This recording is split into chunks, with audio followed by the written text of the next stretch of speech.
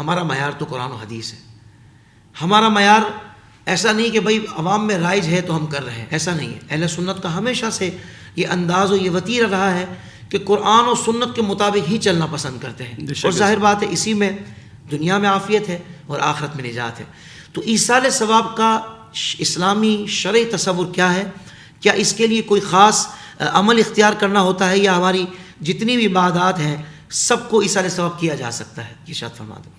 سب سے پہلے تو ہم قرآن حکیم فرقان مجید کے تناظر میں اگر دیکھیں تو رب کائنات عز و جل نے سورۃ الحشر میں اس بات کا ارشاد فرمایا کہ والذین جاءوا من بعدہم یقولون ربنا اغفر لنا ولاخواننا الذین سبقونا بالایمان، کہ وہ لوگ جو بعد میں آئے وہ کہتے ہیں اپنے پہلے والوں کے لیے جو کہ دنیا میں آ کر چلے گئے ہیں کہ اے ہمارے رب، ربنا اغفر لنا، سب سے پہلے تو ہماری مغفرت فرما دے، ولاخواننا الذین سبقونا بالایمان، ہمارے ان بھائیوں کی بھی مغفرت فرما دے جو ہم سے پہلے سبقت کر کے دنیا سے جا چکے ہیں. کیا بات ہے. تو عین قرآن ہے. اور پھر آپ دیکھیں دعائے ابراہیمی جس ربنا اغفر لی ولوالدی وللمؤمنین یوم یقوم الحساب، اس میں بھی ہر مسلمان روزانہ یہ دعا کر رہا ہوتا ہے ربنا اغفر لی، اے ہمارے رب تو میری مغفرت کر دے، ولوالدی میرے والدین کی مغفرت کر دے، وللمؤمنین یوم یقوم الحساب، اور تمام مومنین کی قیامت والے دن جس دن تو حساب کا لیے جو ہے وہ نظام میزان عدل قائم کرے گا.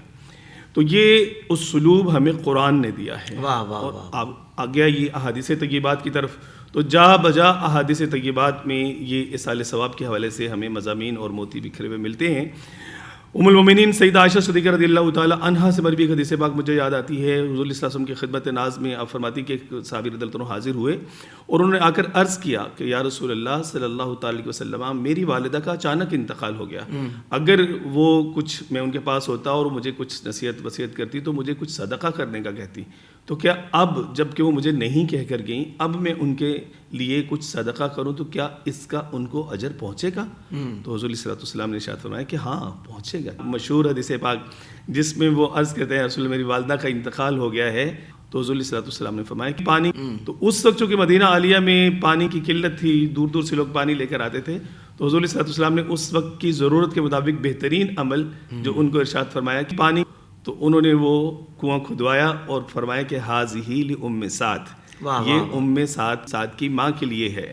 تو اس سے ہمیں یہ پتہ چلتا ہے قرآن و سنت کے تناظر میں کہ ایصال ثواب کرنا یہ عین شریعت ہے، یہ عین قرآن و سنت کی تعلیمات ہیں اور یہ ہمیں کرنا چاہیے.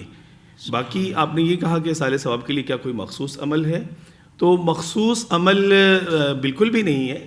ہر وہ عمل جس کے کرنے سے آپ کو مجھے ثواب ملتا ہے، ہر وہ عمل، وہ مطلب فرض ہے، وہ واجب ہے، وہ سنت ہے، وہ نفل ہے، جس عمل کے کرنے سے مجھے ثواب ملتا ہے اس عمل سے ملنے والا کوئی بھی ثواب جو ہے وہ میں کسی کو بھی ایصال کر سکتا ہوں. ایصال ثواب کا مطلب یہ ہے کہ آپ کو جو ملا ہوا ثواب ہے وہ آپ کسی اور کو وہ پہنچا دیں. ایصال کا مطلب پہنچانا ہے. تو جب آپ وہ ایصال کر دیتے، اچھا اس میں خوبصورت بات یہ بھی ہے کہ اس کے لیے کسی بھی بڑے اہتمام کی ضرورت نہیں ہے.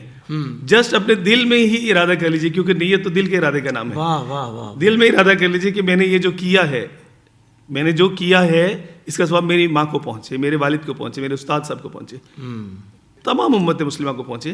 تو ہر طریقہ کار سے یہ درست. سبحان اللہ سبحان اللہ.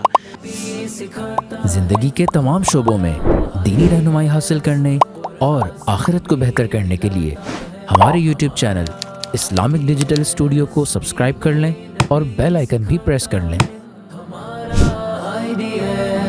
قرآن سے بھی ملاتا ہے ہمارا